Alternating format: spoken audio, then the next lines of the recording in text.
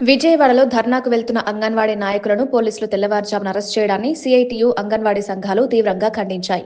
అక్రమ నిర్బంధాలు చేపట్టారని ఆరోపిస్తూ ఈ చర్యలు ప్రజాస్వామ్య హక్కుల ఉల్లంఘన అని చెప్పారు. ఈ అరెస్టులకు నిరసనగా సంఘం నాయకుల పిలుపు మేరకు పోలవరం జిల్లా వ్యాప్తంగా ఆందోళనలు చేపట్టారు. ఇందులో భాగంగా రంపచోడవరం డివిజన్ మండల కేంద్రంలో అంగన్వాడీ కార్యకర్తలు ర్యాలీ నిర్వహించారు. నినాదాలతో ప్రాంతం మారుమోగింది. అరెస్టైన నాయకులను తక్షణమే విడుదల చేయాలని డిమాండ్ చేశారు. అడగడం లేదు. కనీస వేతనం అమలు చేయమని చెప్పి అడుగుతా ఉన్నారు.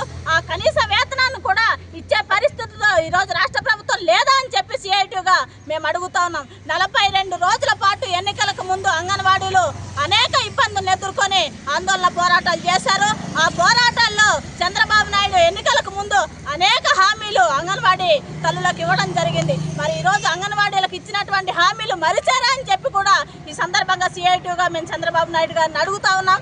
అంగన్వాడీల న్యాయమైన సమస్యలు పరిష్కరించకపోగా అక్రమ అరెస్టులు చేయడం అనేది తగినటువంటి పద్ధతి కాదు.